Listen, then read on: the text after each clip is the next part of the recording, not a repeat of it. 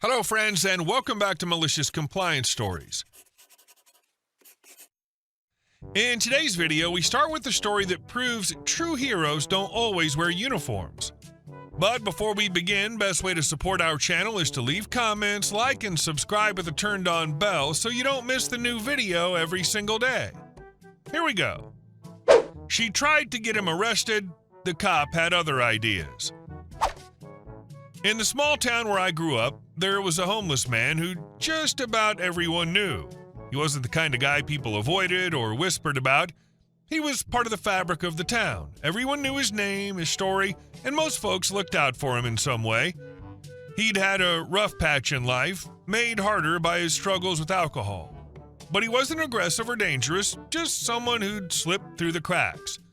He didn't want help from shelters or programs that required sobriety, so he lived rough, but managed on his own terms. Come winter, the fire department and EMS would bring him hot food, extra blankets, even propane heaters if he needed them. One guy on the fire crew once gave him a heavy-duty sleeping bag that had belonged to his dad. It was like an unspoken community agreement. If he wasn't going to accept structured help, we'd at least do what we could to keep him safe. One summer afternoon, something happened that would forever change how people saw him. Not just as someone we all quietly helped, but as someone who made a real difference. He was riding his old bike around a strip mall parking lot. He did that a lot, usually picking up bottles or cans for recycling. That day, he noticed something odd in one of the parked cars. At first, he thought maybe it was the doll, but then it moved. There was a baby in the back seat, alone, no adult in sight. The windows were rolled up. The sun was relentless. It was one of those sticky, still days where the heat wraps around you like a blanket. He didn't try to break in. He didn't try to touch the car. Instead, he flagged down a woman walking by and told her to call 911. As they stood there waiting for emergency services, some woman came charging over. She took one look at the scene and started yelling, accusing him of trying to break into the car, of trying to kidnap the baby. Never mind that the child was clearly in distress and sweating through their clothes. She saw a homeless man standing near a car with a baby in it, and she jumped to all the wrong conclusions. Police arrived fast. One of the officers saw the baby and didn't hesitate. He smashed the window, got the child out, and brought them into the cruiser with the AC blasting. They radioed for an ambulance while checking the baby's vitals. The woman who'd been yelling kept going, now turning on the officer. She demanded the homeless man be arrested, claiming again he was trying to steal the child. The cop didn't even look up from what he was doing. "Ma'am," he said, "the only one getting arrested today is the person who left a baby in a locked car. And if you don't stop interfering with an active emergency, you can join them." That shut her up. Turned out the mother had gone into a nail salon and lost track of time. The baby was okay, thankfully, just overheated and dehydrated. EMS got them cooled down and stable, then off to the hospital for observation. The mother was arrested on the spot for child endangerment. I don't know what happened to her long term. Maybe CPS got involved. Maybe she lost custody for a while. But what I do know is that the town never forgot what the homeless man did. After that, some folks in town decided he deserved better than sleeping behind dumpsters or under the overpass. A group of residents, contractors, handymen, even a retired architect came together and built him a tiny home. It was simple, maybe 120 square feet, tucked into a quiet wooded edge of township-owned land where he liked to rest. They made it official. The township passed a small ordinance allowing the structure to remain there, written specifically for him. No one else could build on the land, but his tiny home was protected. It had solar lights, a heater, and even a mailbox. Someone brought groceries by once a week, and another family kept the place stocked with clean water. He died years later, and I believe that the tiny house is still there. We talk so often about people falling through the cracks, but rarely do we hear about what happens when a whole town quietly chooses to catch someone instead.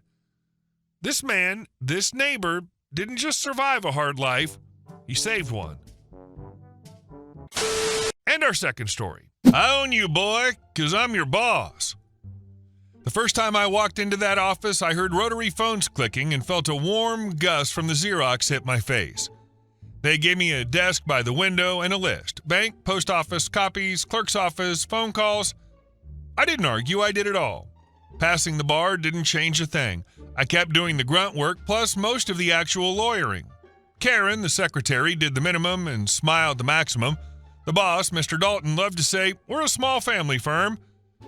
Family was easy to explain. The building belonged to his father-in-law, Mr. Whitaker, and Karen was, let's say, not just the secretary. "Karen, please print 3 sets of subpoenas for tomorrow," I'd say in the evening. "I'm a secretary, not a typist. Ask the runner." She'd answer without looking up. "I'm the runner," I'd sigh. "Then you're fully qualified." Some afternoons, the father-in-law would drop by for a minute, and the blinds in Dalton's office would snap shut. Karen would stroll around with her tray while I finished up another complaint. Nothing mysterious, everyone just doing their job. That summer, a big case landed, an explosion in a forge at a steel mill, 5 injured with permanent damage, contingency fee, potentially a fifth of our annual revenue. I gathered facts, took witness statements, drafted requests, shot Polaroids, prepared subpoenas. All that was left was to print 4 clean sets with tabbed blue dividers and get them to the clerk's office by 5. I set the folder on Karen's desk. 4 sets, same as always. I've got a depot at 3 and filing at 5. She looked at me over thick lashes. "You're not my manager. If you want it printed, print it. It's in your job description." She called through the door. "He's ordering me around again." Dalton came out, tugging his tie. "One more word and you're gone. She's not here for you to ride. She's here to be a secretary," I said. "Take your papers or take a box." I took the folder and decided I wouldn't be the one packing a box. Revenge doesn't start with a shouting match. It starts with bookkeeping.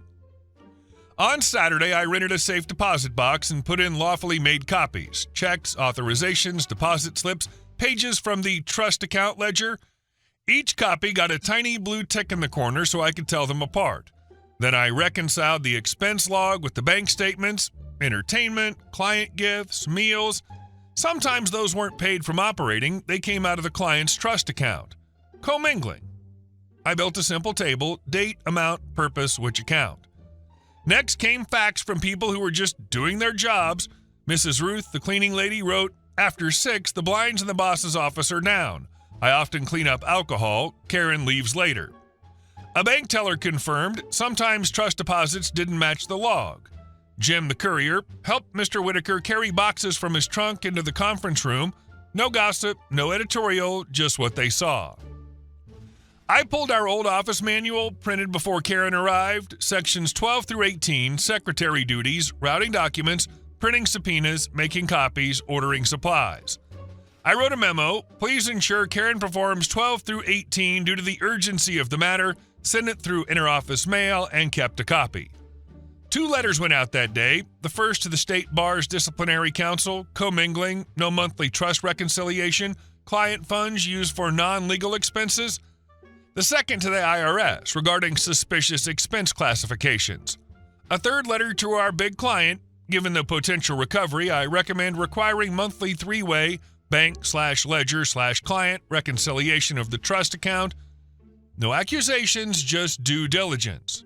On Monday, Karen refused to print again. I pulled out the Underwood, slid in carbon paper, typed, collated, and bratted 4 sets myself.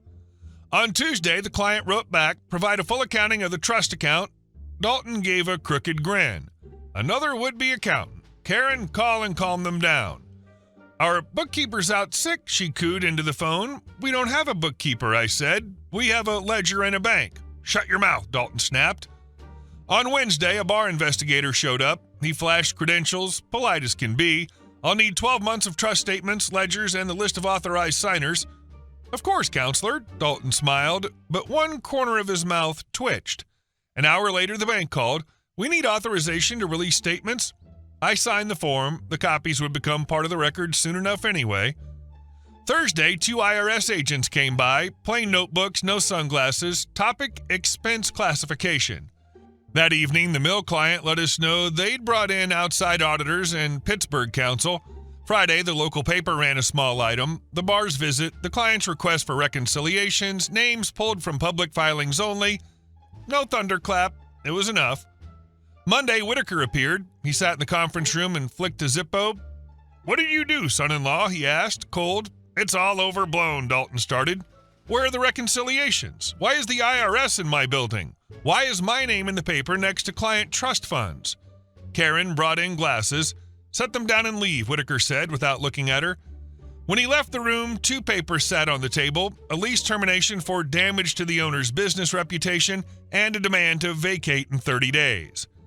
After that, everything went downhill. Clients called with one question: are our funds safe? You don't get to answer that twice. The 2 biggest left immediately. The bar suspended Dalton's license pending review of the trust account.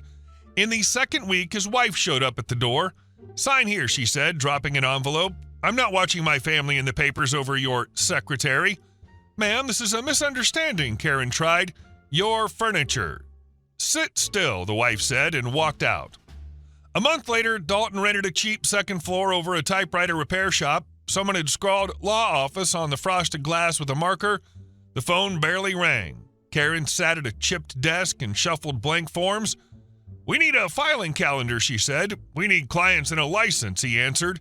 "You ruined everything," she hissed at me. I documented what was already ruined. I packed my things, 2 boxes of transcripts, a procedural dictionary, and the diploma that never made it onto the wall in the old place. By the end of the quarter, a big firm offered me an office. They already knew who'd done the real work. In my first week, 2 former clients signed with me.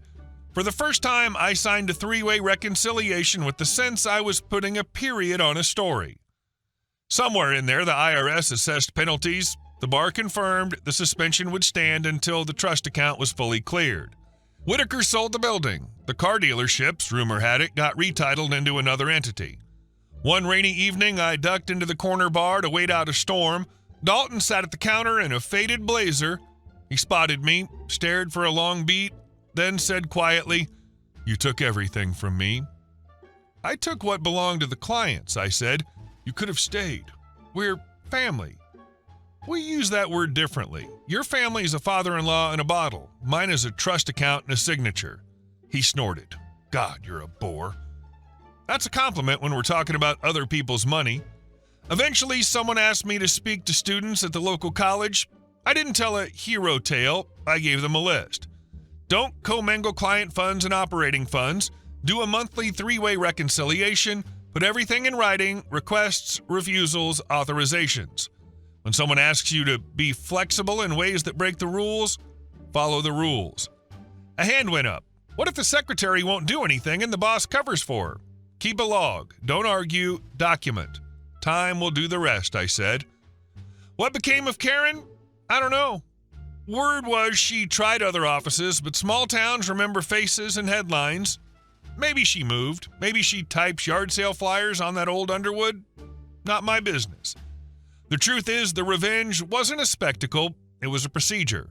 I made copies, reconciled accounts, sent a memo, notified the authorities, advised the client to demand reporting, and let the process do its work. The firm lost the building, its biggest case, its reputation, and then its ability to practice. I kept my license, my sleep, and my clients. If there's a moral, it's simple. Arithmetic and paper win where shouting doesn't. When people bring up that office, I don't remember the blow-ups or the headlines.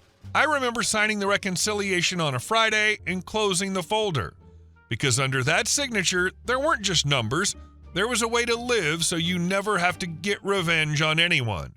And if necessary, a way to turn out the lights on people who think the rules don't apply to them. Power plus Karen equals the destruction of the company. This time, not only companies, but also the fates of several people.